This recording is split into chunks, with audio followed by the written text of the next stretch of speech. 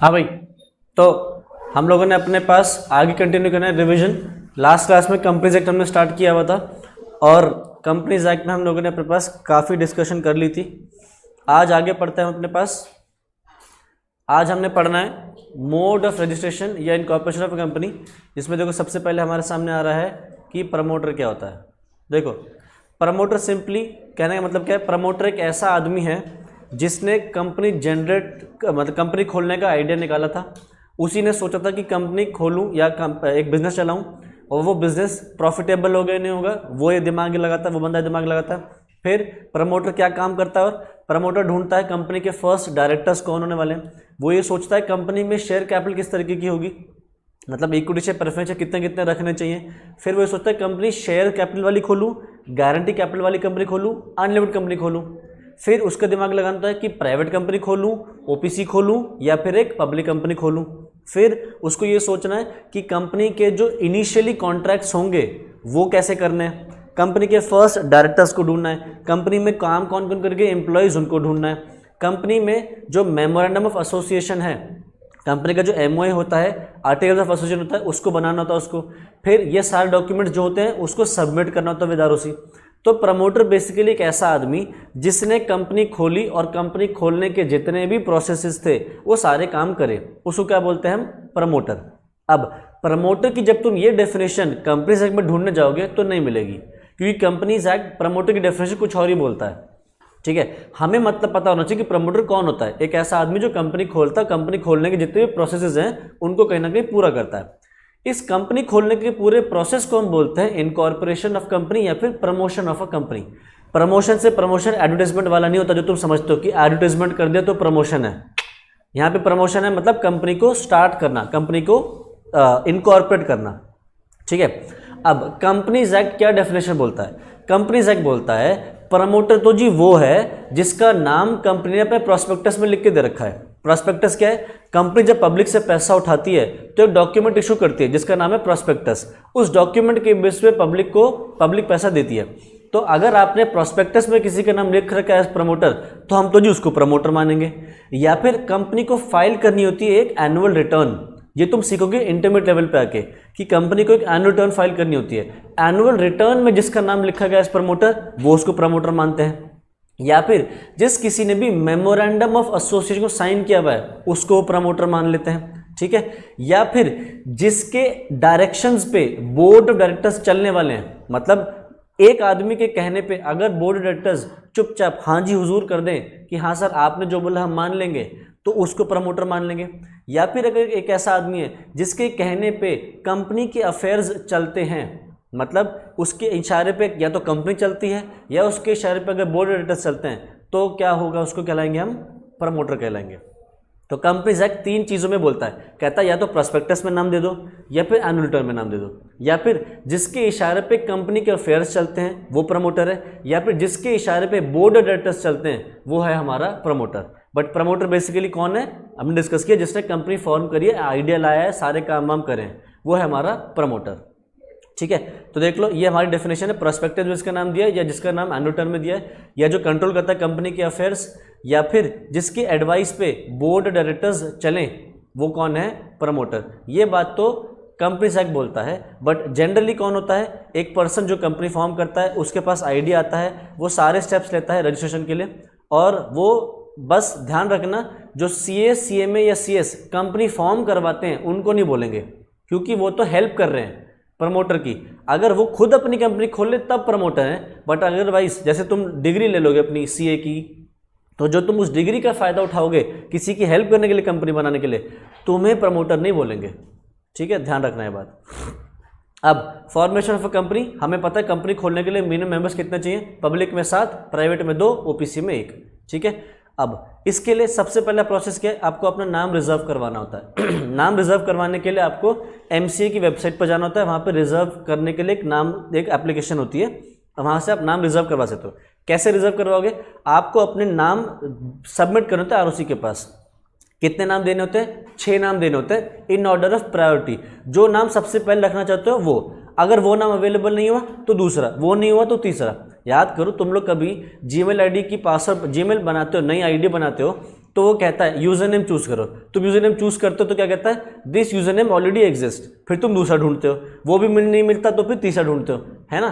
तो जो तुम्हारी प्रायोरिटी पे होता है नाम पहले वही लिखते हो ना, तो वैसे ही आरओसी के पास भी तुम पहले नाम प्रायोरिटी में लिखोगे कि भैया सबसे पहले अगर ये मिल जाए तो बढ़िया है, सेकंड नंबर पे, फिर दूसरा, फिर तीसरा, फिर 6, ऐसे हमें 6 नाम देने होते हैं आरओसी के पास।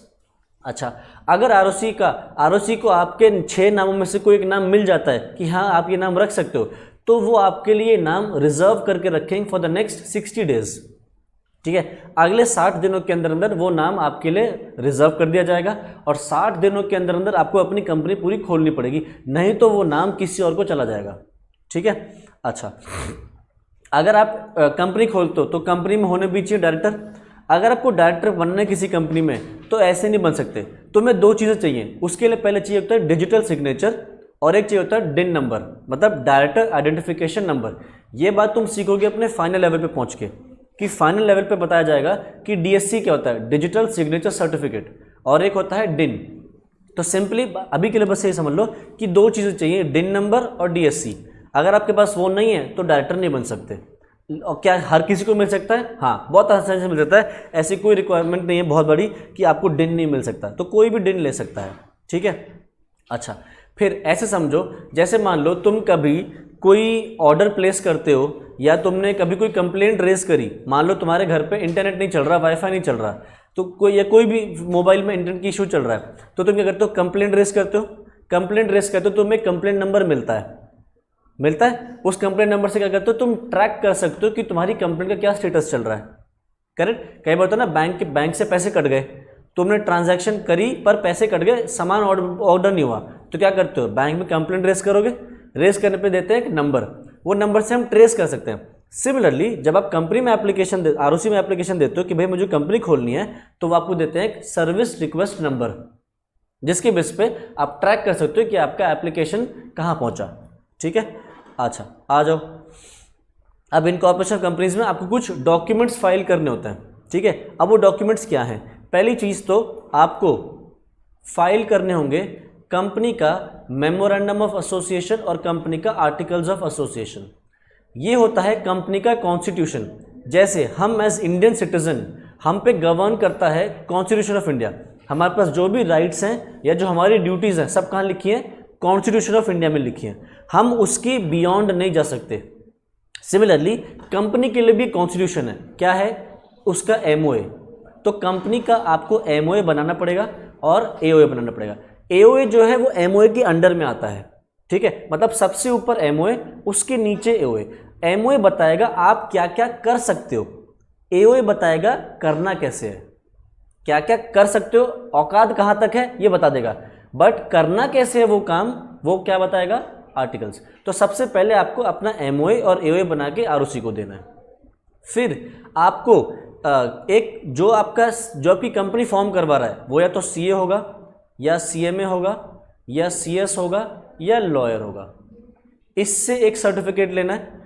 एक और सर्टिफिकेट किससे लेना है, वही सर्टिफिकेट औरों से भी लेना है, डायरेक्टर से लेना है या मैनेजर से लेना है, ठीक है। क्या लेना है कि भैया कंपनीज एक्ट की रिक्वायरमेंट उन्होंने पूरी करी है, कंपनी 2013 में जो जो चीज़ें हैं उन्होंने उसकी रिक्वायरमेंट को फुलफिल करा है और उन्होंने किसी भी तरीके से कोई गलत इंफॉर्मेशन फर्निश नहीं करी है, ये बात उनको बतानी है, ठीक है। फिर उनको क्या बताना है, फिर उनको बताना है कि कंपनी के जो फर्स्ट डायरेक्टर्स हैं वो कौन रहेंगे, कंपनी के फर्स्ट डायरेक्टर्स कौन कौन होंगे और उनकी डिटेल्स, नाम, पता, घर का पता, फिर उनका जो आधार कार्ड नंबर है, वो सारी चीज़ें बतानी है। और क्या बताना है, जो कंपनी के सब्सक्राइबर्स होंगे टू मेमोरेंडम ऑफ एसोसिएशन, उनके बारे में भी डिटेल्स। मतलब ये जो एमओए है, एमओए को जो साइन करता है वो कौन कहलाता है, प्रमोटर। एमओए को साइन करने वाले वो लोग क्या बोलेंगे, प्रमोटर। तो आपको प्रमोटर की भी सारी डिटेल बतानी, नाम, पता, घर का एड्रेस, फ़ोन नंबर और उसका Aadhaar card number, PAN card number, जो भी चीज़ें वो भी आपको बतानी है, ठीक है। और एक फॉर्म होता है स्पाइस प्लस, वो भी आपको फिल करना होता है। स्पाइस प्लस फॉर्म क्या है, इसका फुल फॉर्म है simplified proforma for incorporating a company electronically. E छोटा रहता है इसमें, इलेक्ट्रॉनिकली से ई छोटा आ जाता है। तो सिंप्लीफाइड प्रोसीजर या proforma for incorporating a company electronically. तो आपको ये स्पाइस प्लस फॉर्म भी फिल करना होता है। ये जब तुम इंटरमीडिएट लेवल पे आओगे तो पता चलेगा, इसको बोलते हैं form number INC 32। Intermediate level पे जब पहुंचोगे तब बताया जाएगा कि this is form number INC 32, वैसे इसका नाम होता है स्पाइस प्लस। ठीक है, तो आपको ये कुछ डॉक्यूमेंट सबमिट करना है, देख लो MOA देना है, AOA देना है, डेक्लेरेशन देना किससे, CA CMA CS या फिर लॉयर से, साथ ही साथ डायरेक्टर मैनेजर या सेक्रेटरी से कि उन्होंने सारे रिक्वायरमेंट्स पूरी करी हैं और उन्होंने सारी इन्फॉर्मेशन जो हमारे को सारी सबमिट करी है। फिर सब्सक्राइबर्स टू MOA की डिटेल्स देनी है, फर्स्ट डायरेक्टर्स की भी डिटेल्स देनी है। ठीक है, और क्या देना है, अच्छा इन लोगों से जो कंपनी के सब्सक्राइबर्स हैं और फर्स्ट डायरेक्टर्स हैं, इनसे एक डेक्लेरेशन लेना है और एक स्वॉन एफिडेविट। स्वॉन एफिडेविट मतलब कसम खिलवानी है। क्या इनसे कसम खिलवानी, किन से, सब्सक्राइबर से और फर्स्ट डायरेक्टर से एक कसम खिलवानी है और एक डेक्लेरेशन लेना है कि इन्होंने पहले जब भी कभी कंपनी खोली है तो ये इन्होंने कभी फ्रॉड नहीं किया, उसमें किसी तरीके से कोई गिल्टी नहीं है और इन्होंने कभी भी कोई भी गलत काम नहीं किया है, सारे डॉक्यूमेंट जो फाइल कर रहे हैं वो सब ठीक हैं। तो इनको ये डिक्लेरेशन देनी है कि इनको कभी भी किसी फॉर्मेशन ऑफ कंपनी में कोई दोषी नहीं पाया गया है, इन्होंने कभी भी ड्यूरिंग द लास्ट 5 ईयर्स किसी तरीके से कोई फ्रॉड में ये दोषी नहीं पाए गए, और इन्होंने ये भी डिक्लेरेशन देना है कि जो भी डॉक्यूमेंट फाइल करे विद ROC ये सारे क्या हैं, ट्रू हैं, इनमें कोई भी गलती इन्फॉर्मेशन नहीं दिए, करेक्ट दिए, कंप्लीट दिए, ट्रू दिए। फिर कंपनी का एड्रेस भी देना है कि भैया चिट्ठी कहाँ पहुँचाई जाए, जब कंपनी इनकॉर्पोरेट हो जाए तो उस भी कम्युनिकेशन कहाँ दी जाए, तो उसका एड्रेस बताना है। फिर जो सब्सक्राइबर्स टू मेमोरेंडम है उनकी डिटेल्स बतानी है, जो फर्स्ट डायरेक्टर्स हैं कंपनी के उनकी सारी डिटेल्स बतानी है, और अगर डायरेक्टर्स का कंपनी जिस कंपनी में खरीद शेयर कुछ फॉर्म कर रहे हैं उसके अलावा किसी और कंपनी में अगर शेयर होल्डिंग है तो वो बतानी है, या कंपनी के किसी कॉन्ट्रैक्ट में अगर डायरेक्टर्स का अपना कोई पर्सनल इंटरेस्ट है तो वो भी डिस्क्लोज करना है। ये सारी डिटेल्स क्या करनी है, सबमिट करनी है टू ROC। ठीक है, आ जाओ। अब अगर ROC को लगता है कि आपने सारे डॉक्यूमेंट्स ठीक सबमिट किए हैं तो वो क्या करेगा, आपको इशू कर देगा एक certificate of incorporation. Certificate of incorporation एक प्रूफ है कि हाँ भाई आपको रजिस्ट्रेशन हो गया है। जैसे तुमने फाउंडेशन में रजिस्टर करवाया होगा तो तुम्हें एक चिट्ठी आई होगी कि confirmation of registration under CA foundation, तो वो चिट्ठी मिली। उसी तरीके से कंपनी को भी चिट्ठी मिलती है, क्या है, सर्टिफिकेट ऑफ इनकॉर्पोरेशन। उसके अंदर जैसे तुम्हें मिला होगा एक special number, registration number NRO या CRO से मिला होगा, वैसे ही कंपनी को भी मिलता है क्या, सिन नंबर, कॉर्पोरेट आइडेंटिटी नंबर, जो कंपनी के लिए यूनिक है और वो कंपनी के सर्टिफिकेट के साथ लिखा हुआ आएगा कि आपको हमने ये सिन नंबर अलॉट किया। हर कंपनी का अलग सिन नंबर होगा, जैसे तुम लोगों का हर किसी का अपना एक अलग CRO या अलग NRO नंबर है, वैसी कंपनी का भी एक अलग सिन नंबर होगा। अच्छा, अब कंपनी ने जितने भी डॉक्यूमेंट्स हमने डिस्कस किए, ये कंपनी डॉक्यूमेंट्स फाइल करती है ROC के पास। कंपनी को ये डॉक्यूमेंट्स मेंटेन करने होते हैं अपने पास। ये कब तक मेंटेन करने हैं, जब तक कंपनी डिसॉल्व ना हो जाए, मतलब लाइफ टाइम। ऐसा नहीं है कि कंपनी पे आज डॉक्यूमेंट फाइल करे ROC के पास फॉर्म करने के लिए और फेंक दिए, नहीं, आपको डॉक्यूमेंट्स मेंटेन करने हैं till the time the company is dissolve, मतलब जिंदगी भर। अच्छा, कहाँ मेंटेन करने, ये मेंटेन करने आपको रजिस्टर्ड ऑफिस पे, यानी कि कंपनी का जो हेड ऑफिस है वहाँ पे आपको इनको मेंटेन करके चलना होगा। आगे, अगर आपने ROC को कोई भी इंफॉर्मेशन गलत फाइल करी है या इनकरेक्ट फाइल करी है, फ्रॉडुलेंट फाइल करी है, तो कंपनी के ऊपर, कंपनी के जो फर्स्ट डायरेक्टर्स हैं उनके ऊपर, कंपनी के जो सब्सक्राइबर्स हैं उनके ऊपर, यहाँ तक कि जो CA CMA CS हैं, लॉयर हैं, उनके ऊपर फ्रॉड की पेनल्टी लगेगी जो कि सेक्शन 447 में गिवन होती है।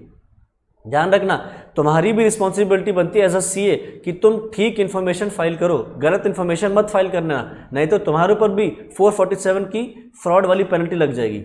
इसके अलावा और भी चीज़ें क्या है, अगर कंपनी जो ऑलरेडी इनकॉर्पोरेट हुई है गलत इन्फॉर्मेशन देके, या उन्होंने कोई इन्फॉर्मेशन सप्रेस करी है, छुपाई है, इनकरेक्ट फाइल करी है, तो उनके डायरेक्टर्स को निकाला जा सकता है, कंपनी को बंद किया जा सकता है, या कंपनी का नाम राइट ऑफ करा जा सकता है from the register of members. तो अगर एक एग्जिस्टिंग कंपनी है उनके साथ भी ऐसा कर सकते हैं, प्रमोटर्स को जेल पहुंचा सकते हैं, फर्स्ट डायरेक्टर को जेल पहुंचा सकते हैं, CA CMA CS एडवोकेट जिन्होंने कंपनी फॉर्म करवाई थी, उन्होंने गलत इन्फॉर्मेशन फाइल करी, उनके अगेंस्ट भी एक्शन लिया जा सकता है। ठीक है, तो एक्शन कौन लेगा? एक्शन लेगा ट्रिब्यूनल। ट्रिब्यूनल मतलब NCLT, national company law tribunal. कहीं कहीं पे ये NCLAT से भी मिल सकता है, national company law appellate tribunal. ठीक है, तो ये क्या ऑर्डर पास करेगी? अगर उसको पता चल गया आपने फ्रॉड करा है तो वो क्या क्या ऑर्डर्स पास कर सकती है? पहली बात तो जो उसको ठीक लगे वो कर सकती है। और क्या कर सकती है? अगर उसको लगता है कि डायरेक्टर्स को रिमूव करना है, हटा देगी। अगर उसको लगता है कंपनी को वाइंड अप करवाना है, बंद करवा देगी। अगर उसको लगता है कंपनी का नाम रिमूव करना है from the register of members, remove कर देगी। या कंपनी के और भी कोई जो उनको ठीक लगता है, अच्छा कंपनी की शेयर होल्डिंग पैटर्न में चेंज करना है, मतलब शेयर होल्डर्स को किसी को हटाना है, रिमूव करना है, नए लाना है, वो करना चाहता है वो भी कर सकती है। मतलब जो NCLT को ठीक लगता है वो ऑर्डर पास कर सकती है। बट किसी को भी सजा देने से पहले अपनी सफाई पेश करने का मौका देना चाहिए। ये हमारे देश का कानून है कि आप किसी को सजाए मौत देने से, सजा किसी भी तरह की सजा देने से पहले उसकी बात सुनोगे जरूर।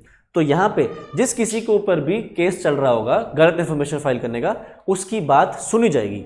एंड NCLT ये बात भी ध्यान रखेगा कि कंपनी ने अगर एग्जिस्टेंस में आने के बाद कोई कॉन्ट्रैक्ट या कोई लाइबिलिटीज इनकर कर रखे हैं तो कहीं ऐसा तो नहीं कि उसके ऑर्डर से और भी नुकसान हो जाए।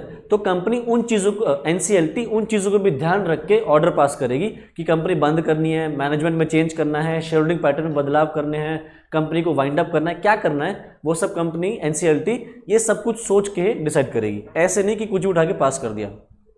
ठीक, आगे मैंने बताया था स्पाइस प्लस फॉर्म फिल करना था, उसकी फुल फॉर्म देखो, simplified proforma for incorporating company electronically plus. तो ये एक फॉर्म होता है जिसको तुम मैंने बोला था आगे चल के क्या सीखोगे। फॉर्म नंबर कौन सा है? INC 32। इंटरमीडिएट लेवल पे जाके सीखोगे कि इसको बोलते हैं फॉर्म INC 32। ठीक है, अब एक बार आपका रजिस्ट्रेशन हो गया तो उसका इफेक्ट क्या है? कंपनी बन जाएगी एक सेपरेट लीगल एंटिटी, मतलब कंपनी बन जाएगी एक बॉडी कॉर्पोरेट जिसका अपना एक सेपरेट लीगल एंटिटी होगा। उसके पास परपेचुअल सक्सेशन आ जाएगा, मतलब कंपनी के मेंबर्स सारे चले भी जाएं छोड़ के कंपनी को, सारे मेंबर्स मर भी जाएं तब भी कंपनी जिंदा रहेगी। कंपनी के पास एक कॉमन सील आ जाएगी। कॉमन सील याद रखना मैंडेटरी नहीं है। कॉमन सील क्या है? कंपनी की स्टैंप है। तो ये ज़रूरी नहीं है कि आप कॉमन सील रखो। कंपनी अपने नाम पे केस कर सकती है, कंपनी के नाम पे ऊपर केस हो सकता है, कंपनी अपने नाम पे असेट्स खरीद सकती है, कंपनी अपने नाम पे लायबिलिटीज भी इनकर कर सकती है। दूसरी चीज, कंपनी जो है शेयर होल्डर्स की प्रॉपर्टी नहीं है। क्या शेयर होल्डर कंपनी को अपनी प्रॉपर्टी बोल सकते हैं? Answer is no. क्यों? क्योंकि कंपनी अपने आप में एक अलग इंसान है। एक बात सोचो, क्या तुम्हारे पेरेंट्स तुम्हें ओन करते हैं? नहीं। तो फिर क्या तुम खुद किसी को ओन कर सकते हो? किसी इंसान को? नहीं। तो जब कंपनी भी एक पर्सन है तो आप पर्सन को ओन नहीं कर सकते। तो company is not the property of share holders. ठीक है, आगे ठीक है, ये सारी चीजें हम लोगों ने डिस्कस कर ली हैं। आगे देखते हैं। हाँ, a company may purchase shares of another company and दस बिकम अ कंट्रोलिंग कंपनी। आप जैसे तुम्हें अलाउड है कि तुम किसी कंपनी के शेयर्स खरीद सकते हो, वैसे ही कंपनी भी तो एक इंसान बनाई हमने, तो कंपनी भी दूसरी कंपनी के शेयर्स खरीद सकती है और हो सकता है इतने शेयर्स खरीद ले कि वो उसकी होल्डिंग कंपनी बन जाए। हमने पिछली क्लास में डिस्कस किया था holding company, subsidiary company, associate company. ठीक है, अच्छा और क्या है? क्या रहा है? Law recognises a company as a juristic person separate and distinct from its members. The mere fact that the entire capital has been contributed by the central government and all shares held by the President of India does not make any difference in the position of the registered company and does not make our company an agent either of the President or the central government. Simply saying, ये क्या कह रहा है? अगर मान लो एक government company है, government company कौन सी थी? जिसमें 51% share capital central government hold करती है, स्टेट गवर्नमेंट होल्ड करती है, या फिर सेंट्रल स्टेट गवर्नमेंट मिलकर होल्ड करती है। अगर आपकी एक गवर्नमेंट कंपनी है, मान लो गवर्नमेंट कंपनी में 100% शेयर्स सरकार ने होल्ड कर रखे हैं, तब भी वो कंपनी एक अलग मेंबर है और गवर्नमेंट अलग मेंबर है। भले ही सरकार आ जाए तब भी सरकार भी कभी भी कंपनी ओन नहीं कर सकती। अच्छा एक बार बता देता हूँ, जब government of India, central government shares खरीदती है, सेंट्रल गवर्नमेंट जब शेयर्स खरीदती है तो शेयर्स खरीद जाते हैं प्रेसिडेंट ऑफ इंडिया के नाम से। ठीक है, जैसे तुमने एक कंपनी का नाम सुना होगा NTPC, सुना है? बिजली बनाते हैं लोग कंपनी। तो ये जो कंपनी है NTPC, ये एक सरकारी कंपनी है। इसमें जो शेयर होल्डिंग है वो किसकी है? प्रेसिडेंट ऑफ इंडिया की। ठीक है, मतलब ऐसा नहीं है कि कंपनी गवर्नमेंट अपने नाम से खरीदती है, प्रेसिडेंट के नाम से खरीदती है। अच्छा अब effect of memorandum and articles क्या लिख रहा है, जो कंपनी का एमओ है और आर्टिकल्स है, एक बार वो रजिस्टर्ड हो गए तो बाइंड करता है कंपनी को और मेंबर्स को। हमने डिस्कस किया है कि जैसे हम गवर्न होते हैं by the constitution, company govern होती है बाय मेमोरेंडम। तो अगर आपने कंपनी का मेमोरेंडम और आर्टिकल्स एक बार रजिस्टर करवा लिए तो कंपनी अपने कॉन्स्टिट्यूशन के बियॉन्ड जाके कुछ भी नहीं कर सकती। कंपनी को अपने एमओए और एओए के जो पॉइंट्स हैं उनसे वो बाइंड हो जाएगी। ठीक है, company is bound by the members, members are bound to the company and members are bound to other members by whatever is contain in these documents. ध्यान रखना, neither a company nor its members are bound to outsiders. ध्यान रखना, company और जो company के जो MOA है और जो कंपनी है वो बाइंड हो जाते हैं मेंबर्स आपस में एक दूसरे से, बट किसी थर्ड पर्सन की तरफ वो बाइंड नहीं होते। जैसे हम बाइंड हैं towards constitution of India, but क्या हम बाइंड है किसी पाकिस्तानी सिटीजन पाकिस्तान की तरफ? नहीं, या नेपाल की तरफ? नहीं। हमारी बाउंडेशन है कहाँ तक है? सिर्फ अपने कॉन्स्टिट्यूशन तक, बाहर के आउटसाइडर की तरफ हमारी बाउंडेशन नहीं आती। Similarly company is bound bye MOA, members are bound by MOA, company is bound to its members, members are bound to its company, but they are not bound to outsiders। ठीक है, next classification of capital, company की capital को हम कैसे कैसे बांट सकते हैं, ये हमने डिस्कस किया हुआ होता है उसके अंदर अकाउंट्स के अंदर, जब हम चैप्टर पढ़ते हैं शेयर कैपिटल, कि भैया पहले होता है ऑथराइज शेयर कैपिटल, जिसका दूसरा नाम है रजिस्टर्ड कैपिटल या फिर नॉमिनल कैपिटल। ये कौन सी कैपिटल है? जो मैक्सिमम कैपिटल कंपनी उठा सकती है फ्रॉम द पब्लिक या फिर फ्रॉम इट्स मेंबर्स। अगर आपको ऑथराइज शेयर कैपिटल को बढ़ाना है तो क्या करो, अपने मेमोरेंडम ऑफ एसोसिएशन में चेंज कर दो। आपने एमओए को बढ़ा दिया, आप ऑथराइज कैपिटल बढ़ा सकते हो, बट एक बार ऑथराइज कैपिटल आपने बढ़ा दी, उसके बाद आपकी ऑथराइज कैपिटल उससे ज़्यादा नहीं जा सकती, आपकी कैपिटल उससे ज़्यादा नहीं सकती। अगर उससे ज़्यादा बढ़ाना है तो फिर से एमओए को चेंज करो और फिर से अपनी कैपिटल बढ़ा दो। मतलब देयर इज़ नो लिमिट कि ऑथराइज कैपिटल कितनी बार बदल सकते हो, बट एक बार आपने जो फिक्स कर दी फिर उससे ऊपर जा सकते हैं। उससे ऊपर जाने के लिए पहले एमओए को जाके चेंज करो और फिर ही आप उसको बढ़ा सकते हो। नेक्स्ट है इशूड कैपिटल। इशूड कौन सी? ऑथराइज में से आपने कितने शेयर्स एक्चुअली में इशू करें टू द पब्लिक या टू योर मेंबर्स, ये होगी issued share capital. Next subscribe, हमने तो इशू कर दी बट लोगों ने कितने शेयर्स लिए, लोगों ने कितने शेयर्स की सब्सक्रिप्शन भेजी, एप्लीकेशन भेजी, वो हो गई हमारी सब्सक्राइब शेयर कैपिटल, मतलब मेंबर्स ने पब्लिक ने कितना पैसा उठाया। अब called up capital, called up capital हमने देखा होता है। कॉल्ड अप कैपिटल मतलब हमने कितना पैसा मंगवाया। अगर एक शेयर 10 रुपये का है तो 10 रुपये में से अगर 6 रुपये मंगवाए हैं तो 6 रुपये ही हमारी कॉल्ड अप कैपिटल रहेगी, बाकी के 4 रुपये क्या हो जाएंगे? Uncalled capital. ठीक, नेक्स्ट है पेड अप कैपिटल। हमने 10 में से 6 रुपये मंगवाए बट आए 5 रुपये हैं, तो हम क्या कहेंगे? 5 रुपये लोगों ने पे करे तो 5 रुपये क्या बन जाएगी? हमारी पेड अप कैपिटल। ठीक है, ये सारी चीज़ें तुम लोग 12th में पढ़ के आते हो, अगर फाउंडेशन के अकाउंट से भी देखा होता है तो इस पर ज़्यादा टाइम नहीं लगा रहा मैं। नेक्स्ट अगला आ गया हमारा शेयर्स। शेयर्स का नेचर क्या है? शेयर्स है हमारे बेसिकली कैपिटल में आपका जितना भी हिस्सा है उसको क्या बोलते हैं हम? आपका शेयर। तो जितने आपने कैपिटल में पैसा डाला है उतनी आपकी शेयर कैपिटल में हिस्सा हो जाएगा। ठीक है, शेयर्स क्या है? एक मूवेबल प्रॉपर्टी है, ध्यान रखना, इमूवेबल नहीं है। शेयर्स मूवेबल प्रॉपर्टी है। शेयर्स का पुराने ज़माने में, आज के डेट में तो नहीं होता, शेयर्स को एक सेपरेट नंबर दिया जाता था, हर एक शेयर के लिए अलग नंबर होता था, सेपरेट नंबर। क्योंकि आज के डेट में सारी चीज़ें इलेक्ट्रॉनिक हो गई हैं, जिसको बोलते हैं डीमैट अकाउंट। तुमने सुना होगा कि शेयर खरीदने के लिए आपको डीमैट अकाउंट खोलना पड़ता है। डीमैट का मतलब होता है डीमटेरियलाइज्ड। जैसे पुराने ज़माने में जब फिजिकल फॉर्म में शेयर इशू होते थे तो पेपर पे इशू होते थे, पेपर पे लिखते थे कि आपको इतने इतने शेयर्स मिल रहे हैं, पेपर फॉर्म में होता था वो। बट आज की डेट में सारे शेयर्स इलेक्ट्रॉनिक हैं। आपको आपके इलेक्ट्रॉनिक एक बैंक अकाउंट समझ लो, इलेक्ट्रॉनिक अकाउंट होता है, लॉकर होता है, उसमें पहुंच जाते हैं। तो अब शेयर पे नंबर देने की जरूरत नहीं है। बट अगर आप अभी भी फिजिकल फॉर्म में शेयर्स होल्ड करना चाहो तो कर सकते हो, कुछ ही सिचुएशन में होता है। तो आपको फिर मिलेगा एक शेयर जिसपे नंबर लिखा होगा। तो शेयर्स हैव सेपरेट नंबर्स अगर आप उनको शेयर्स होल्ड करते हो फिजिकल फॉर्म में। इलेक्ट्रॉनिक फॉर्म में कोई नंबर नहीं होता। ठीक है, शेयर्स मूवेबल प्रॉपर्टी है। अच्छा, शेयर क्या है? आपका इंटरेस्ट है in the company. Interest in the company मतलब जितने आपकी शेयर होल्डिंग है उतना आपका इंटरेस्ट है कंपनी में। ठीक है, आगे देख लेते हैं अपने पास। नेक्स्ट क्या है? Kinds of share capital. ये तो हमें पता है भैया।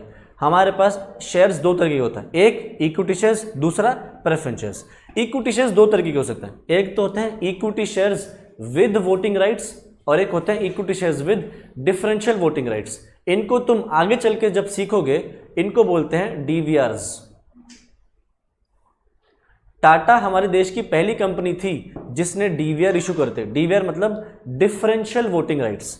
अब देखो एक कॉन्सेप्ट समझ लो, अगर आपके पास एक कंपनी में 10 शेयर हैं तो आपके पास कंपनी में 10 वोट्स आ गए। अगर आपके पास कंपनी में 100 शेयर्स हैं तो आपके पास 100 वोट्स आ गए। जितने भी नंबर ऑफ शेयर्स आप होल्ड करते हो आपके पास उतने नंबर ऑफ वो शेयर्स आ जाते हैं, उतने नंबर ऑफ वोट्स आ जाते हैं। ठीक है, ये तो हो गए equity shares with voting rights. एक होते हैं equity shares with differential voting rights या डीवीआरस। देखो कभी कभी कंपनी चाहती है कि पैसा तो पब्लिक से मिल जाए बट उनको वोटिंग राइट्स ना मिले। लेट अस सपोज पीछे के 3 रो वाले लोग अभी हमारी कंपनी के शेयर होल्डर नहीं है। अभी तुम लोग सारे हो कंपनी के, कौन हो? Share holder. पीछे के लोग हमारे शेयर होल्डर नहीं है अभी। अब हुआ क्या, मैं तुमसे कह रहा हूं कि मेरे को पैसा चाहिए, मैं हूं कंपनी, मुझे पैसा चाहिए एक्सपेंशन करने के लिए, लाओ पैसे दो। तुम कह रहे हो नहीं जी हमारे पास अभी पैसे नहीं, हम दे नहीं सकते, कड़की चल रही है। मैं कह रहा हूँ तो ठीक है मैं पब्लिक से औरों से उठा लेता हूँ शेयर्स, तो मैं पीछे वालों से शेयर्स उठाने की बात कर रहा हूँ, तो तुम कहोगे ना ना ना ना ना हम तो नहीं अलाउ करेंगे। क्यों? क्योंकि तुम कहोगे कि भैया आप उनको भी मेंबर बनाओगे तो तुम्हारे जो वोटिंग पावर है वो डाइल्यूट हो जाएगी, वोटिंग पावर तुम्हारी कम हो जाएगी। अगर दूध, पूरा गिलास दूध लो और उसे पानी मिला दो तो दूध की शक्ति कम हो जाएगी ना। तो वैसे ही अगर तुम्हारी शेयर होल्डिंग में मैं औरों को भी जोड़ दूं तो तुम्हारी शक्ति कम हो जाएगी, तुम्हारी वोटिंग पावर कम हो जाएगी। तो तुम कहोगे ना मैं तो नहीं करता, हम तो नहीं देते। अब मैं कह रहा हूँ यार मुझे पैसे चाहिए, तो तुम कह रहे हो ना हमें नहीं, आप पैसा उठाओ कैसे मर्जी भी उठाओ, हम अपनी वोटिंग पावर में कम नहीं करना चाहेंगे। तो मैं क्या इशू करूँगा, मैं पीछे वालों को इशू कर दूंगा equity shares with differential voting rights. मैं इनसे कह दूंगा तो मुझे पैसा दे दो, मैं तुम्हें डिविडेंड दूंगा बट वोटिंग राइट्स नहीं दूंगा। अगर इनको पसंद है तो ले लेंगे, नहीं पसंद तो नहीं लेंगे। या फिर मैं इनको कह सकता हूं कि अगर तुम्हारे पास 10 शेयर हैं तो तुम्हारे पास 5 ही वोट आएंगे। ऐसा भी कर सकता हूं, मेरे ऊपर है कि 50% वोटिंग राइट्स ही मिलेंगे। 100% जैसे 100 के बदले 100 मिल रहे हैं, 10 के बदले 10 मिल रहे हैं, 100% नहीं, कुछ कम कर दूंगा। या मैं तुमसे कह दूंगा, मैं इनसे कहूंगा कि भैया तुम एक काम करो, तुम वोटिंग राइट्स मत लो, तुम क्या कर लो, जो मैं डिविडेंड इनको दूंगा ना उससे 5% ज़्यादा तुम्हें दिया करूंगा। ठीक है, अगर मैं इन लोगों को 10% डिविडेंड दे रहा हूं तो तुम लोगों को कितना दूंगा, 15%। तो क्या होगा, वो हो सकता है लालच में ले लें। तो ये होते हैं डिफरेंशियल वोटिंग राइट्स, जहां पे आप वोटिंग राइट्स में बदलाव कर सकते हो, या तो बिल्कुल मत दो या फिर कुछ कम ज़्यादा कर दो और उनको क्या कर दो, बदले में कुछ और दे दो, ज़्यादा हायर रेट ऑफ डिविडेंड दे दो। तो ये होते हैं डिफरेंशियल वोटिंग राइट्स। अच्छा, फिर क्या है प्रेफरेंशियल कैपिटल। ये हमें पता है प्रेफरेंशियल कैपिटल क्या है। अच्छा, प्रेफरेंशियल कैपिटल में जो ये प्रेफरेंस वर्ड है ये क्यों आता है, ये जो वर्ड आता है प्रेफरेंस, ये क्यों आता है, किस बात की प्रेफरेंस होती है? वाइंडिंग अप के टाइम पे अगर रीपेमेंट होगी तो सबसे पहले इक्विटी शेयर को नहीं, प्रेफरेंस शेयर को पेमेंट होगी। सिमिलरली जब पेमेंट आएगी डिविडेंड की तो डिविडेंड पहले सबसे पहले इक्विटी वालों को नहीं, प्रेफरेंस वालों को दिया जाएगा और उसके बाद इक्विटी वालों को पेमेंट होगी।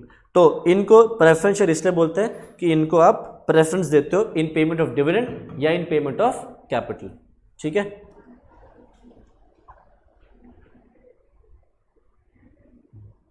नेक्स्ट मेमोरेंडम ऑफ एसोसिएशन, ये मैंने डिस्कस किया। ये क्या है, कंपनी का कॉन्स्टिट्यूशन, कंपनी की औकात क्या है। सिंपली ऐसा समझ लो, कंपनी ये ऐसा समझ लो, ये कंपनी की पावर बताता भी है पर साथ साथ कंपनी की पावर रोकता भी है। मतलब औकात बता देगा कि बेटा यहाँ तक कर सकते हो, फिर बस साथ साथ क्या बोलता है, बस यहीं तक कर सकते हो। समझ रहे हो, it defines the powers as well as confines the power. Confine मतलब रोकता भी है पर बताता भी है। ठीक है, तो कंपनी क्या क्या कर सकती है, इसकी क्या क्या स्ट्रेंथ्स हैं,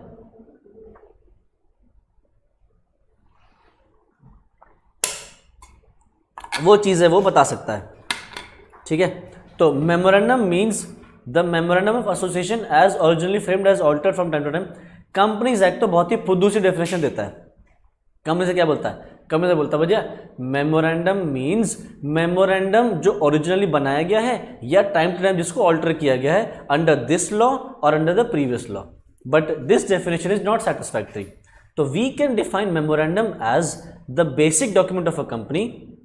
It states positively the range of activities and what the company can do, and it also negatively states the limitation of the powers of the company.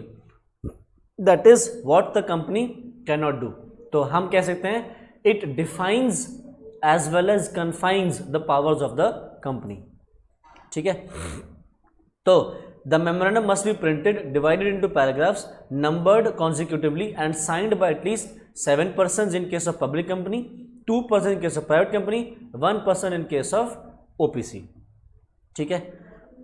आ जाओ.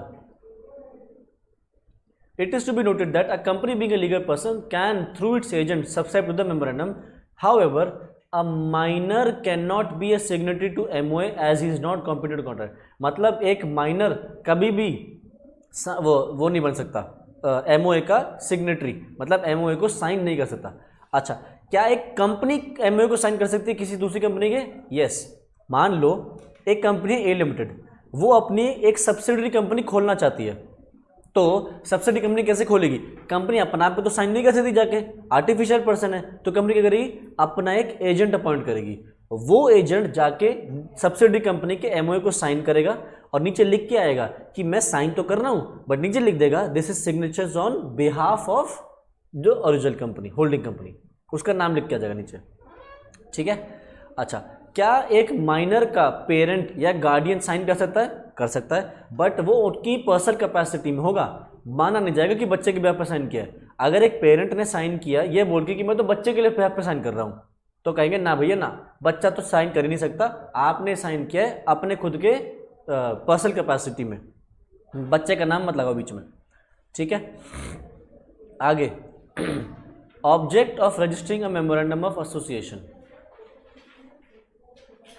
देखो, it contains the object for the which the company is formed. Company में एक object clause होता है. जब company का जो MOA बनता है उसके अंदर एक होता है ऑब्जेक्ट क्लॉज. ऑब्जेक्ट क्लॉज में लिखा होता है कि कंपनी क्या क्या ऑब्जेक्टिव्स अचीव करेगी या कंपनी क्या क्या काम करेगी. अगर तुमने कंपनी का ऑब्जेक्ट क्लॉज देख लेना किसी दिन, तो तुम कहोगे भैया ये तो इतनी सारी चीज़ें लिखती करती तो है नहीं इतने सारे काम. जैसे फॉर एग्जांपल मैं तुमसे कहता हूँ कि तुम अगर देखो जियो का, जियो क्या करता है, या तो उसमें फ़ोन टेलीकम्युनिकेशन में, वहीं तुम इसका जियो का अगर तुम ऑब्जेक्ट क्लॉज जाके देख लोगे ना, तो उसमें उसने पता नहीं क्या क्या लिख रखा होगा. उसने लिख रखा होगा कि हम बिस्किट बनाएंगे, हम चाय की पत्ती बनाएंगे, हम जूते बेचेंगे, हम कपड़े बेचेंगे, ये सारे ये सब भी लिख देते हैं.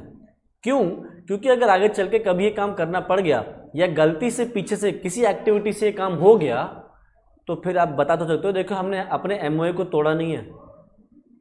ठीक है. मतलब आप पहले से ही बता के चल रहे हो, इतनी चीज़ें लिख देते हैं, करते नहीं है कोई काम वो वैसा, बट ऑब्जेक्ट क्लॉज में डाल देते हैं ताकि अगर गलती से आगे चल के वो काम किसी कोई किसी ट्रांजैक्शन से हो जाए या फिर आगे चल के उनको वो काम पिक करना पड़े, तो MOA को बार बार चेंज ना करना पड़े. एक ही बार में लिख दिया कि भैया हम ये भी करेंगे वो भी करेंगे, भले करते कुछ नहीं है. ठीक है. तो कंपनी अपने MOA में लिख देती है कि पॉसिबल स्कोप ऑफ ऑपरेशंस क्या हैं, ऑब्जेक्ट क्या है उनके. ठीक है. अब ध्यान रखना जैसे हमारे देश का कॉन्स्टिट्यूशन एक पब्लिक डॉक्यूमेंट है, कोई भी इंसान हमारे देश का कॉन्स्टिट्यूशन पढ़ सकता है, वैसे ही कंपनी का कॉन्स्टिट्यूशन भी कोई भी पढ़ सकता है.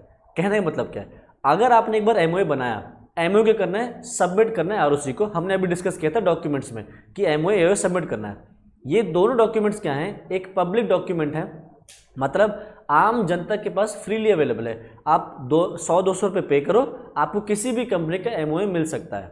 अब ये पब्लिक डॉक्यूमेंट बनाने से पब्लिक घाटे में आ जाती है थोड़ी बहुत, कह लो घाटे में भी आती है, कंपनी पब्लिक का फायदा भी हो जाता है. कैसे? अगर मान लो तुम कंपनी के साथ जाके कॉन्ट्रैक्ट करते हो कुछ बेचने का, खरीदने का, और बाद में पता चलता है कि कंपनी ये काम नहीं कर सकती, कंपनी के MOA में ये बात नहीं लिखी थी, तो तुम आगे चल के कंपनी से पैसे नहीं ले पाओगे उस सामान के, जो तुमने अगर सामान उसको कुछ बेचा है. क्यों?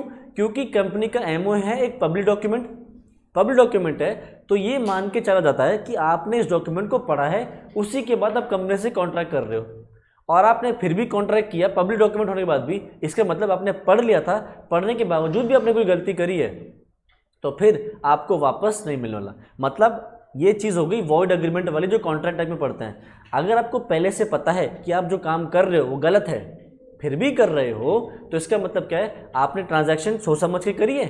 फिर आप कहो कि भैया मैंने जो दिए मुझे वो वापस दे दो या उसकी पेमेंट दे दो, नहीं मिलेगी। तो सेम ही चीज़ यहाँ पे है, क्योंकि एमओए एओए एक पब्लिक डॉक्यूमेंट है तो लॉ ये अज्यूम करके चलता है कि आपने एक पब्लिक डॉक्यूमेंट को पढ़ा है और पढ़ने के बाद ही कॉन्ट्रैक्ट कर रहे हो, भले तुमने नहीं पढ़ा। और कौन करता है बताना, तुम कोई सामान खरीदते हो या सामान बेचते हो जाके कभी किसी कंपनी से कुछ भी करोगे तो क्या पढ़ते हो एमओए? ना, कोई नहीं पढ़ता। बट अगर बाद में निकल गया ना कि वो कॉन्ट्रैक्ट जो तुमने किया कंपनी के साथ वो कंपनी की पावर में नहीं था, तो आगे चल के तुम कंपनी से कहो इसके पैसे दे दे, नहीं देने, उसकी लायबिलिटी नहीं बनती, ना ही कंपनी वो सामान वापस देने के लिए लायबल है, उसको वापस भी नहीं देने की जरूरत नहीं है। ठीक है, तो यहाँ पे ये हमने जो भी पढ़ा है ना, this is doctrine of constructive notice. ये हम अभी देखो आने वाला, ये देखो कहाँ गया,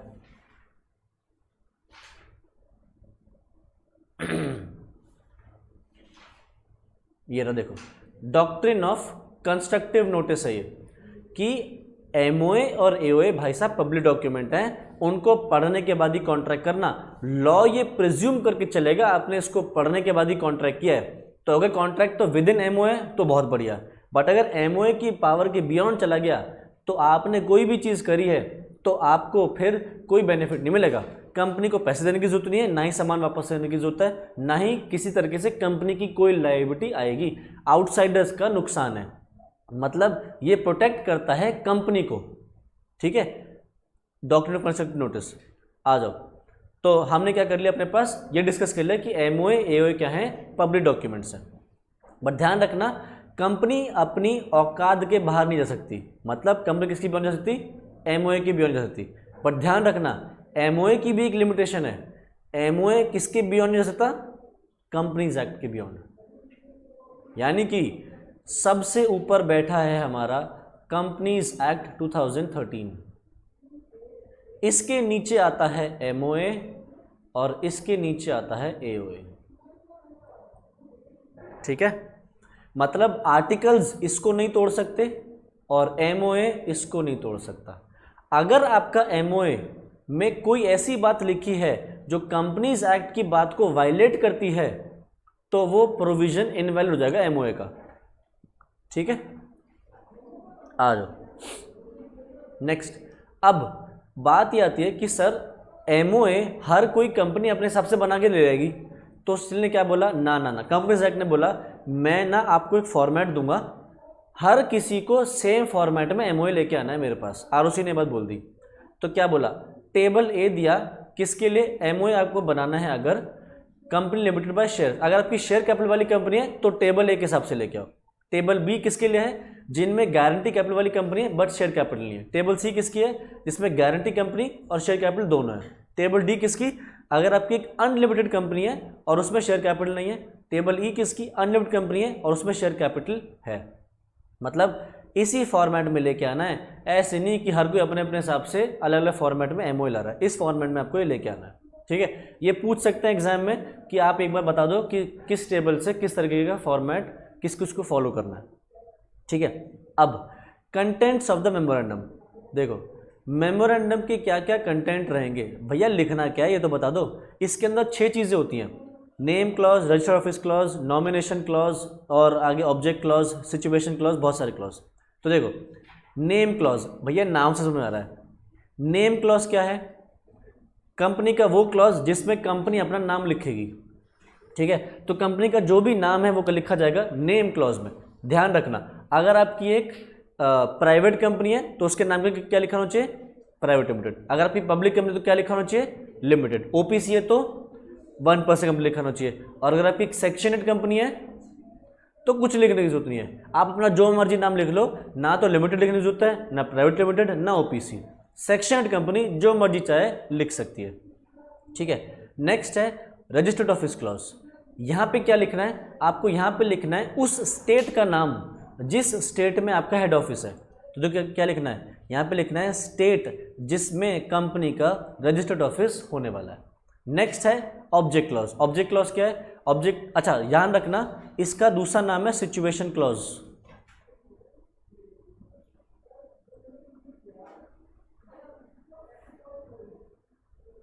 लिखना चाहो तो लिख लो, इसका दूसरा नाम है सिचुएशन क्लॉज। अच्छा ऑब्जेक्ट क्लॉज क्या है, ऑब्जेक्ट क्लॉज में लिखा है कंपनी क्या क्या करने वाली है। मैंने बताया था ना, करते थोड़ा सा ही काम है, लिख देते हैं सारे काम। तो कंपनी ऑब्जेक्ट क्लॉज में लिखेगी कि किस किस ऑब्जेक्टिव से वो कंपनी क्या क्या करेगी, वो सब यहाँ पे लिख देंगे। नेक्स्ट है लायबिलिटी क्लॉज। लायबिलिटी क्लॉज में क्या लिखा होगा, ये लिखा होगा कि क्या कंपनी की लायबिलिटी लिमिटेड है या अनलिमिटेड है। अच्छा अगर कंपनी की लायबिलिटी लिमिटेड है तो लिमिटेड बाय शेयर्स है, ये लिमिटेड बाय गारंटी है या बोथ है, वो सारी चीज़ यहाँ पे लिख दी जाएगी। ठीक, नेक्स्ट अगला है कैपिटल क्लॉज। कैपिटल क्लॉज क्या है, ये बताया जाएगा कि कंपनी में शेयर कैपिटल कितनी होगी, मतलब authorise share capital company maximum कितनी लिख सकती है। ये उसको कंपनी को लिखने की जरूरत नहीं है जिस कंपनी में शेयर कैपिटल नहीं है, मतलब एक गारंटी कैपिटल वाली कंपनी या एक अनलिमिटेड कंपनी जिसमें कोई शेयर कैपिटल नहीं है, उनको ये बनाने की जरूरत नहीं है, क्योंकि भैया कैपिटल क्लॉज उन्हीं के लिए लिखना है जो जिनके पास शेयर कैपिटल है, अदरवाइज नहीं। ठीक है, इसमें क्या क्या लिखा जाएगा, शेयर की फेस वैल्यू कितनी होगी, आप शेयर्स पे टोटल नंबर ऑफ शेयर्स कितने इशू करोगे और मैक्सिमम ऑथराइज शेयर कैपिटल कितनी है, वो सारी चीज़ें यहाँ पे आपको लिखनी पड़ेगी। नेक्स्ट है एसोसिएशन क्लॉज। एसोसिएशन क्लॉज का मतलब है, इसका दूसरा नाम है सब्सक्रिप्शन क्लॉज।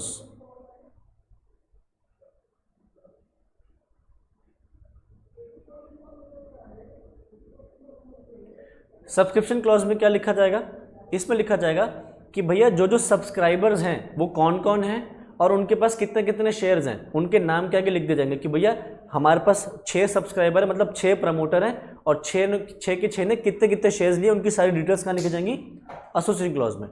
एक और क्लॉज होता है नॉमिनेशन क्लॉज, EFG। एक और होता है नॉमिनेशन क्लॉज, इसी के ऊपर लिख लो। नॉमिनेशन क्लॉज सिर्फ एक OPC में ही होता है और उसके अंदर क्या लिखना होता है, नॉमिनी शेयर होल्डर का नाम। हमने देखा है OPC में एक नॉमिनी शेयर होल्डर अपॉइंट होता है जो कंपनी को टेक ओवर करेगा अगर मेंबर की डेथ हो जाए या मेंबर इनकैपेसिटेट हो जाए। तो नॉमिनेशन क्लॉज सिर्फ एक OPC को भरना है, नॉमिनी शेयर होल्डर का नाम लिखेंगे यहाँ पे उसके अंदर बस। ठीक है, नेक्स्ट है डॉक्ट्रिन ऑफ अल्ट्रा वायर्स। ये जो वर्ड है डॉक्ट्रिन, डॉक्ट्रिन का मतलब क्या है, बहुत बार बताया मैंने क्लास में, डॉक्ट्रिन का मतलब होता है प्रिंसिपल। तो देखो जी, ये अल्ट्रा वायर्स है, वायरस नहीं है। कभी तुम यहाँ लिख दो वीरू सहस्त्र बुद्धि, याद है कौन था, 3 इडियट्स वाला, वीरू सहस्त्र बुद्धि वाला वायरस, बोमन ईरानी। तो वायरस नहीं है, वायर्स ही है, अल्ट्रा वायर्स। और तार नहीं है ये, कभी बिजली की तार समझ लो, वायर, ये वायर नहीं है, स्पेलिंग ठीक है, और वायरस भी नहीं है। ठीक है, अब इसका मतलब क्या है, इसका मतलब है सिंपली आप अगर अपनी औकात से बाहर जाके काम कर दो तो आपने क्या किया, एक अल्ट्रा वायर्स एक्ट किया है। ठीक है, कहते हैं ना आप चादर से बाहर पैर मत फैलाओ, जितनी आपकी चादर है चादर में पैर रखो, चादर के बाहर पैर रख दिया तो क्या हो गया, अल्ट्रा वायर्स। आपने अगर अपनी औकात से बियॉन्ड जाके कोई काम कर दिया तो वो क्या हो गया, एक अल्ट्रा वायर्स एक्ट हो गया। तो देखो अभी हम डिस्कस करके आए कि भैया एक सबसे ऊपर बैठता है कंपनीज एक्ट, उसके नीचे कौन बैठता है, MOA, उसके नीचे कौन बैठता है, AOA, और उसके नीचे कौन बैठता है, डायरेक्टर्स। ठीक है, अब देखो सबके पास पावर है, बट सबसे ज्यादा पावर किसके पास है, कंपनीज एक्ट के पास पावर है, और सबसे कम पावर किसके पास है, डायरेक्टर्स के पास है। मतलब देखो कंपनी के आर्टिकल्स में लिखा हो सकता है कि डायरेक्टर की ये पावर है। ठीक है, लेट अस सपोज आर्टिकल्स में लिखा है कि डायरेक्टर्स अगर लोन लेना चाहें कंपनी के बिहाफ पे तो वो लोन ले सकते हैं अप टू, मान लो 50 करोड़, ऐसा कुछ लिख दिया कि डायरेक्टर्स अपने आप से जाके कंपनी के बिहाफ पे 50 करोड़ तक का लोन ले सकते हैं। अब एक डायरेक्टर जाके लोन लेता है 55 करोड़ का, तो ये क्या हो गया, अल्ट्रा वायर्स एक्ट हो गया। आपकी हैसियत से बियॉन्ड जाके आपने कोई ट्रांजैक्शन कर दी तो ये क्या हो गया, अल्ट्रा वायर्स। ये बट ध्यान से सुनना सब लोग, डायरेक्टर्स की पावर की बियॉन्ड है बट कंपनी की पावर के अंडर है। क्योंकि अगर आर्टिकल्स में लिखा है कि डायरेक्टर्स 50 करोड़ तक ले सकते हैं, इसका मतलब क्या है, अगर 50 करोड़ से ज़्यादा लोन लेना है तो क्या करना पड़ेगा, शेयर होल्डर से परमिशन लेनी पड़ेगी। यानी कि कंपनी की पावर के अंदर है, कंपनी उठा सकती है 50 करोड़ से ज़्यादा, बट डायरेक्टर नहीं उठा सकता। तो हम क्या बोल सकते हैं, this is ultra vires the directors, ultra vires the directors but intra vires the company. आया समझ, अल्ट्रा मतलब बाहर चला गया, किसके पावर के बाहर चला गया, कंपनी की पावर के बाहर चला गया, बट किसकी नहीं सॉरी डायरेक्टर्स की पावर के बाहर चला गया, बट कंपनी की पावर के अंडर है। तो क्या बोल सकते हैं, it is ultra vires the directors but intra vires the company. तो क्या हम इस ट्रांजैक्शन को, मान लो डायरेक्टर्स ने लोन उठा लिया 55 करोड़ का, तो क्या हम इस ट्रांजैक्शन को अब ठीक कर सकते हैं? यस, कर सकते हैं, अगर मेंबर्स इस लोन को अप्रूव कर दें। पावर में तो है ना, 50 करोड़ से ऊपर ले सकते हैं, कैसे, डायरेक्टर्स परमिशन ऑफ मेंबर्स की। तो लोन तो उठा लिया, अब अगर मेंबर्स अप्रूव कर देते हैं कि हाँ भाई ले लो कोई बात नहीं, तो क्या होगा, चल जाएगा। ठीक है, अच्छा मान लो कोई ट्रांजैक्शन करी जो अल्ट्रा वायर्स है द आर्टिकल्स मतलब आपने आर्टिकल को तोड़ दिया बट वो एमओए के अंडर है, तो हम क्या बोलेंगे, this is ultra vires the articles but intra vires the company. क्योंकि एमओए के अंडर में है बट आर्टिकल्स के बियॉन्ड है। तो क्या हम एक ऐसी ट्रांजैक्शन जो अल्ट्रा वायर्स द आर्टिकल्स है but intra vires the company, क्या इसको ठीक कर सकते हैं? कर सकते हैं, मेंबर्स अगर इसको अप्रूव कर दें। अगर मेंबर्स कह देते हैं ठीक है कोई बात नहीं, तो क्या करेंगे, आर्टिकल्स को अमेंड कर देंगे और उसको ठीक कर देंगे। ठीक है, अच्छा एमओए, अगर एक ट्रांजैक्शन हो गई अल्ट्रा वायर्स द कंपनी, मतलब अगर आप एमओए को तोड़ देते हो तो उसको बोलते हैं अल्ट्रा वायर्स द कंपनी, क्योंकि कंपनी की ताकत ही वहीं तक है। तो क्या इसको मेंबर्स अप्रूव कर सकते हैं? ना, अब नहीं। अगर एमओए के बियॉन्ड जाके कोई काम कर दिया ना, तो वो फिर अप्रूव नहीं हो सकता। क्या करना पड़ेगा, आपको एमओए ही बदलना पड़ेगा। ये नहीं है कि 100% मेंबर्स भी अगर अप्रूव कर देना कि हमें ट्रांजैक्शन अलाउ कर रहे हैं, तब भी नहीं कर सकते। आपको क्या करना पड़ेगा, एमओए को चेंज करना पड़ेगा, तब ये पे काम कर सकते हो।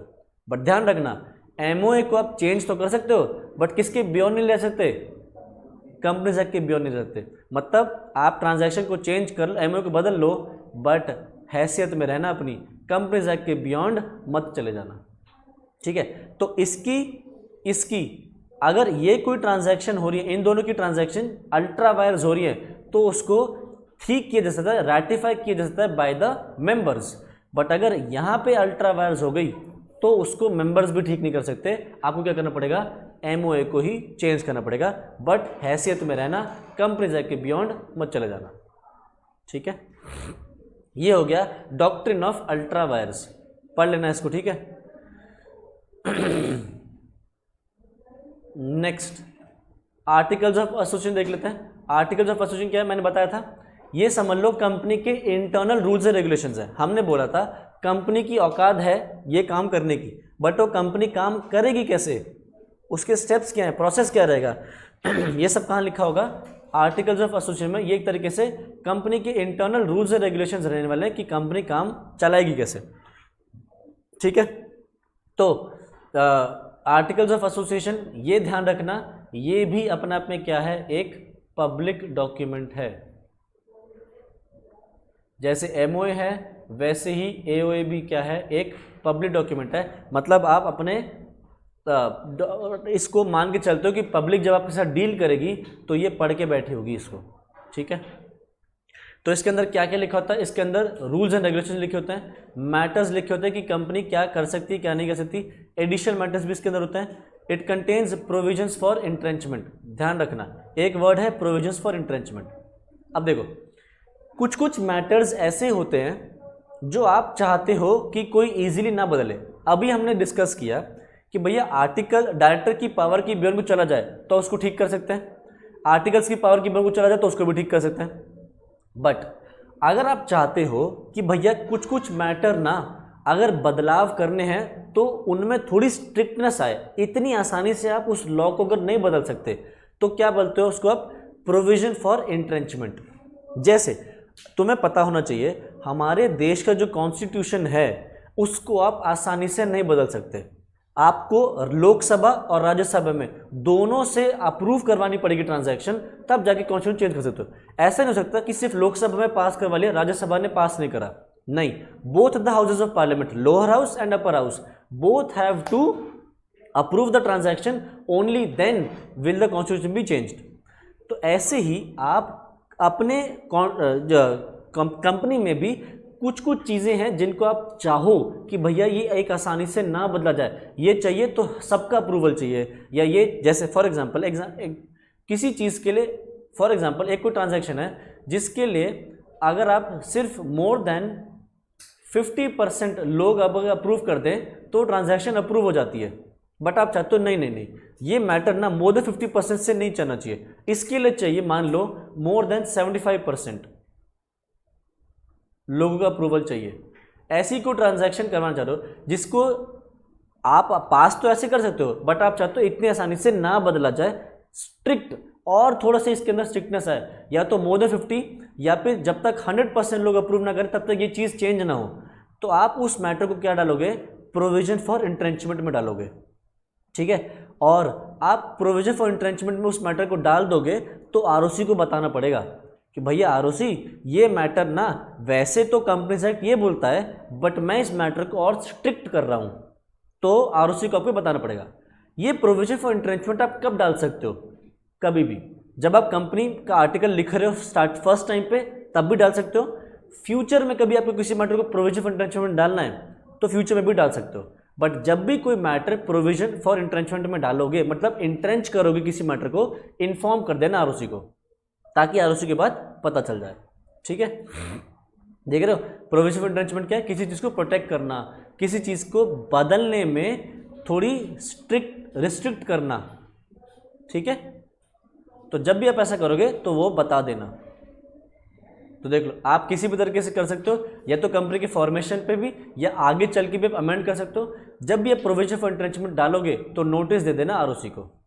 ठीक है, अब जैसे हमने पढ़ा था मेमोरेंडम के लिए टेबल है, table A, table B, A B C D E, वैसे ही आर्टिकल्स के लिए भी टेबल्स हैं एफ जी एच आई जे। ठीक है, ये हमारे मॉडल आर्टिकल्स हैं और आपको इन्हीं मॉडल आर्टिकल्स को देख के अपना वो बनाना है। ठीक है, अगर आपकी कंपनी रजिस्टर्ड हुई है अंडर दिस एक्ट, मतलब नए एक्ट में अगर आपकी रजिस्टर्ड हुई है तो आपको हर वो चीज़ फॉलो करनी पड़ेगी जो इस कंपनीज एक्ट के अंदर लिखी हुई है। ठीक है, नेक्स्ट, एमओए और एओए के बीच का डिफरेंस है। एमओए की पावर क्या है, एमओए चार्टर है, मतलब कंपनी की कॉन्स्टिट्यूशन है, और आर्टिकल्स क्या है, सबऑर्डिनेटेड टू द मेमोरेंडम, मतलब एओए की पावर कम है, एमओए की पावर ज़्यादा है। अल्ट्रा वायर्स, अगर आपने एक कोई काम किया है जो अल्ट्रा वायर्स द कंपनी है, अगर कोई ट्रांजैक्शन है अल्ट्रा वायर्स द कंपनी, मतलब कंपनी की हैसियत से बाहर है, एमओए के बियॉन्ड है, तो फिर वो आप ठीक नहीं कर सकते, आपको क्या करना पड़ेगा, एमओए को ही चेंज करना पड़ेगा। बट अगर कोई चीज़ एओए की पावर के अंडर में है बट एमओए के अंडर में, एओए के बियॉन्ड है बट एमओए के अंडर में है, तो आप उसको चेंज कर सकते हो। कैसे, मेंबर से उसको रेटिफाई करवा लो। Registration, every company must have its own memorandum, it must be registered. Every company must have its own articles, it must be registered. ठीक है, बट इनके जो टेबल नंबर है वो अलग अलग हैं, ए बी सी डी ये है यहाँ पे, और यहाँ पे F G H I J है। MOA can not be altered easily, AOA can be altered easily if it is desired by 3/4 majority. इसका नेचर क्या है, इसके अंदर बेसिक कंडीशन लिखी होती है कि कंपनी किस पे फॉर्म होती है। इसके अंदर 6 क्लॉज होते हैं, हमने पढ़ा था, name clause, situation clause, registered office clause, हमारा ऑब्जेक्ट क्लॉज, नॉमिनेशन क्लॉज, जितने भी क्लॉजेस थे सारे होते हैं। इसके अंदर क्या होता है, कंपनी के इंटरनल मैनेजमेंट के लिए रूल्स एंड रेगुलेशंस होते हैं। इसका स्कोप क्या है, ये बताता है कंपनी की औकात क्या है, और एक्सटेंट ऑफ द एक्टिविटीज़, ये बताता है आप वो काम करोगे कैसे, governs the ways in which the objectives are to be carried out. ठीक, नेक्स्ट अगला आ रहा है डॉक्ट्रिन ऑफ कंस्ट्रक्टिव नोटिस। ये हम डिस्कस कर चुके हैं कि भैया आप अपनी औकात के बियॉन्ड जाके नहीं कर सकते, मतलब सॉरी ये क्या बोल दिया मैंने, मतलब आप जब कंपनी के साथ डील करते हो तो माना जाता है कि आपने वो पब्लिक डॉक्यूमेंट्स एओए और एमओए को पढ़ा है। अगर आप वो बिना पढ़े कॉन्ट्रैक्ट कर रहे हो और बाद में पता चलता है कि कॉन्ट्रैक्ट जो कंपनी के साथ किया है वो कंपनी की पावर में नहीं था, तो कंपनी लायबल नहीं है, कंपनी का डायरेक्टर भी लायबल नहीं है, जो आउटसाइडर है उसी को लॉस उठाना पड़ेगा। ठीक है, ये हमने डॉक्ट्रिन ऑफ कंस्ट्रक्टिव नोटिस हमने डिस्कस कर लिया, तो मैं बार बार नहीं कर रहा हूँ आगे। नेक्स्ट है doctrine of indoor management. Doctrine of indoor management ये क्या कहता है? ये प्रोटेक्ट करता है आउटसाइडर्स को, जैसे कंपनी को प्रोटेक्ट कर रहा था doctrine of constructive notice, doctrine of indoor management protect करता है आउटसाइडर्स को। अब देखो, कंपनी के आर्टिकल्स में लिखा है, कंपनी के आर्टिकल्स में लिखा है कि जी कोई एक चीज़ है, कोई ये अगर कोई ये वाली ट्रांजैक्शन करनी है तो इसमें 2 डायरेक्टर के सिग्नेचर चाहिए, या आपके डायरेक्टर्स ये ट्रांजैक्शन कर सकते हैं, ये एमओए में लिखा है, एओए में लिखा है। अब कंपनी की इंटरनल रेगुलेशन है, अब कंपनी की इंटरनल पॉलिसी है कि ऐसी कोई ट्रांजैक्शन अप्रूव करनी है तो 2 डायरेक्टर और एक कंपनी सेक्रेटरी साइन करेंगे। ठीक है, हुआ क्या कि सिर्फ 2 डायरेक्टर ने साइन करा, कंपनी सेक्रेटरी ने साइन नहीं करा। ये बात क्या एक आउटसाइडर को पता होगी? नहीं। क्यों? कंपनी की क्या है, ये इंटरनल पॉलिसी, इंटरनल रेगुलेशन है कि भैया इस तरीके का कोई ट्रांजैक्शन है तो 2 डायरेक्टर और एक कंपनी सेक्रेटरी के सिग्नेचर चाहिए। कंपनी सेक्रेटरी ने साइन नहीं करे, 2 डायरेक्टर ने साइन कर दिए और आउटसाइडर ने ट्रांजैक्शन अप्रूव कर ली, क्योंकि उसको पता था डायरेक्टर एक काम कर सकते हैं। डायरेक्टर ने ही सिग्नेचर माने, वो खुश हो गया। बाद में क्या पता चलता है कि भैया सीएस के तो सिग्नेचर ही नहीं है, कंपनी मना कर रही है अपनी लाइबिलिटी उठाने से। तो यहाँ पे आउटसाइडर को वो मिलता है एक बेनिफिट, क्या कि भैया इंटरनल रेगुलेशन एक ऐसी चीज़ है जो आउटसाइडर्स को नहीं पता हो सकती कभी भी। तो इस सिचुएशन में outsider will can claim compensation from the company, मतलब company is bound by the contract. अब सवाल कैसा आएगा? सवाल आएगा कि भैया एक ट्रांजैक्शन है जो कंपनी की इंटरनल रेगुलेशन के हिसाब से उसमें 2 डायरेक्टर और एक सीएस के सिग्नेचर चाहिए, कंपनी सेक्रेटरी के सिग्नेचर चाहिए। अब हुआ ये कि 2 डायरेक्टर के तो साइन कर दिए, जो कंपनी सेक्रेटरी के सिग्नेचर थे वो फॉर्ज कर दिए। फॉर्ज समझते हैं? जाली सिग्नेचर। ठीक है, तो एक ट्रांजैक्शन पे 2 डायरेक्टर और कंपनी सेक्रेटरी के सिग्नेचर चाहिए, सीएस के सिग्नेचर हमने जाली कर दिए, मतलब नकली कर दिए।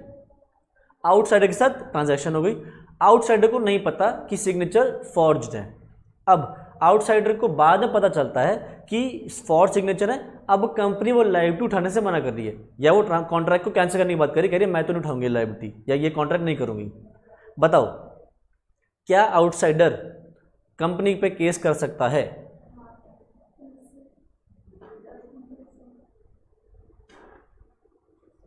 नहीं। एक बार बताओ, जो मैंने इससे पहले एग्जांपल लिया था और जो अभी वाला एग्जांपल है, इसमें कोई फर्क है क्या? यहां नकली साइन करे थे, वहां पे साइन नहीं थे, करेक्ट? यही था ना।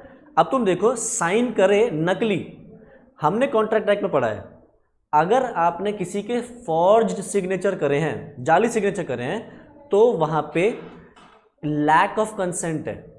हमने कॉन्ट्रैक्ट में पढ़ा है कि आपको कंसेंट लेनी चाहिए किसी की, आपने किसी की कंसेंट ही नहीं ली, एब्सेंस ऑफ कंसेंट चल रहा है यहाँ पे। फ्री कंसेंट तो छोड़ो, यहाँ पे तो कंसेंट ही नहीं है ना, तो यहाँ पे क्या हुआ, यहाँ पे आउटसाइडर को बेनिफिट नहीं मिलेगा, क्योंकि यहाँ पे सिग्नेचर्स फॉर्ज्ड हैं। ठीक है, सिग्नेचर ना होना फिर भी एक बार को समझ में आ जाता, सिग्नेचर्स जाली कर दिए, तो यहाँ पे सीएस की कंसेंट ही नहीं ली गई थी, तो फिर ऐसे सिचुएशन में वहाँ पे क्या होगा, वो हो जाएगा। हाँ पता है मुझे, आउटसाइडर को नहीं पता था, बट वो ये बात, उसको ये बात तभी उसका बेनिफिट नहीं मिलने वाला।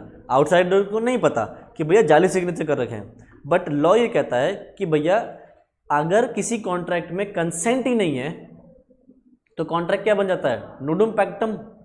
नहीं, वो कंसिडरेशन का है ना, नूडुम पैक्टम ही है ना, कंसिडरेशन वाला ही तो है ना। इसका क्या था, हाँ, कंसेंट ही नहीं है, अगर फ्री कंसेंट नहीं है तो वॉइडेबल कॉन्ट्रैक्ट बनता है। अगर कंसेंट है बट फ्री नहीं है तो वॉइडेबल बनता है, कंसेंट ही नहीं है तो कॉन्ट्रैक्ट ही वैलिड नहीं है। ये essential elements of a contract में भी पढ़ा था हमने। तो यहाँ पे जब सिग्नेचर, हाँ, तो यहाँ पे फिर इस सिचुएशन में हम क्या कहेंगे कि कॉन्ट्रैक्ट वैलिड ही नहीं है, तो आउटसाइडर को यहाँ पे बेनिफिट नहीं मिलेगा, इंस्टीट्यूट ऐसे फंसाएगा। वो तुम सोचोगे भैया डॉक्ट्रिन ऑफ इंडोर मैनेजमेंट के बिहाफ पे उसको वो बच जाएगा कि भैया उसको तो पता नहीं था, बट नहीं, फॉर्ज सिग्नेचर के केस में गया, मात खा गई।